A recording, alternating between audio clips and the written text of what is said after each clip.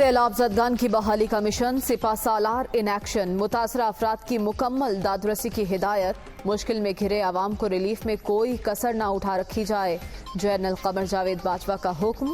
Army chief کی زیر صدارت کور کمانڈرز کانفرنس، قدرتی آفت میں ہونے والے نقصانات پر اظہار افسوس، ملک کی اندرونی اور بیرونی سیکیورٹی صورتحال کا جائزہ، فارمیشنز کو دہشت گردی کے خلاف آپریشنل تیاری جاری رکھنے کا حکم۔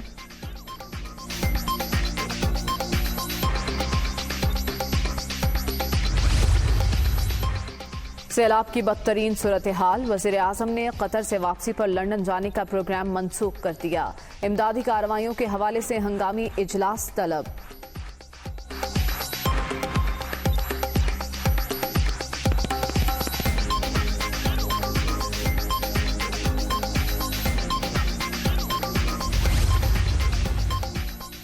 ملک بھر میں سیلاب سے 900 سے زائد افراد جاں بحق، سندھ میں 293، خیبر پختونخوا میں 169 اور پنجاب میں 164 افراد جان کی بازی ہار گئے۔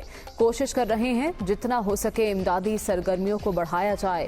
عمران خان سیلاب زدگان کے بجائے اپنی سیاست بچا رہے ہیں، کیا یہ احتجاج اور مظاہروں کا وقت ہے؟ وفاقی وزیر شیری رحمان کی تنقید۔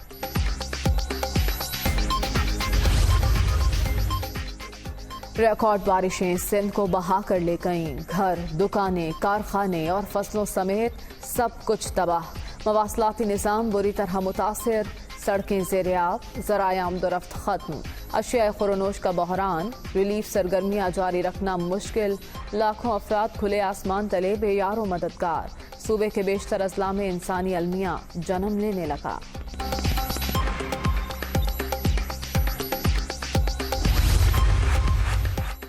وزیر اعلیٰ سندھ کی زیر صدارت اجلاس، ریلیف کے کاموں اور متاثرین کی بحالی پر غور، نقصانات کا تخمینہ یونین کونسل کے ذریعے لگایا جائے، متاثرین نے سڑکوں پر رہنا شروع کر دیا، ٹینٹ سٹی بھی بنائیں گے، خیموں کی اشد ضرورت ہے، مراد علی شاہ کی مخیر حضرات سے آگے آنے کی اپیل، میرپور ڈویژن میں اب تک 8 افراد جاں بحق، 9 زخمی ہوئے، شرجیل میمن کی بریفنگ۔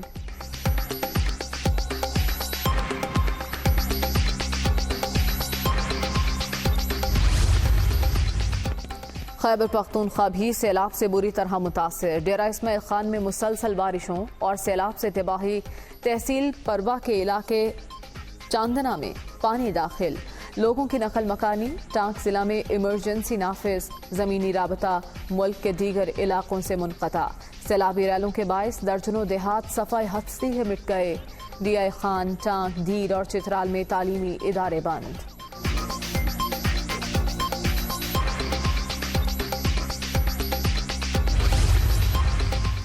سیلابی صورتحال، ایمرجنسی قرار، مسلسل بارشوں سے ریلیف کے کاموں میں مشکلات، غیر معمولی تباہی کی صورتحال سے نمٹنے کے لیے قومی جذبہ دکھانا ہوگا، مصیبت میں گھرے اہل وطن مدد کے منتظر ہیں، آئیں ہم سب سہارا بنیں، مریم اورنگزیب کی اپیل۔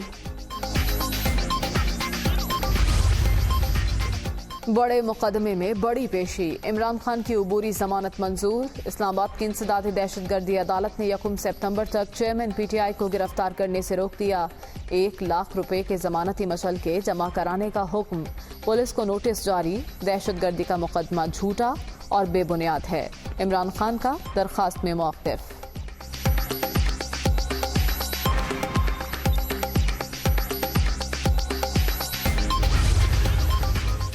پولیس کے خلاف لیگل ایکشن لینے کا کہا، جس پر دہشت گردی کا مقدمہ بنا، ساری دنیا میں اس وقت پاکستان کا مذاق بنا ہوا ہے، ملک کا نام خراب کیا جا رہا ہے، عدالت میں ثابت ہو گیا شہباز گل پر تشدد ہوا، عمران خان کی گفتگو۔ دفعہ 144 اور ایمپلیفائر ایکٹ کی خلاف ورزی پر مقدمہ، عمران خان کی اسلام آباد کی سیشن عدالت سے بھی ضمانت منظور، ایڈیشنل سیشن جج نے 7 سپتمبر کو پولیس کو ریکارڈ سمیت طلب کر لیا۔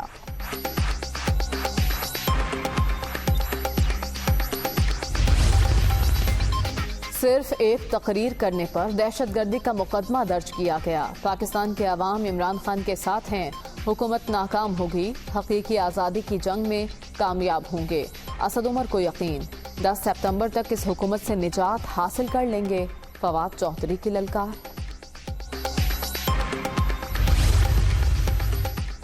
वफाकी हुकूमत ने नाअहली, नालायकी और बदनीयती के तमाम रिकॉर्ड तोड़ दिए। बिजली के बिलों में फ्यूल एडजस्टमेंट के नाम पर डाका डाला गया।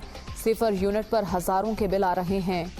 हुक्मरानों की चोरी की सजा गरीब अवाम भुगत रहे हैं। मुशीर इत्तलात पंजाब उमर सरफराज चीमा की नुक्ताचीनी।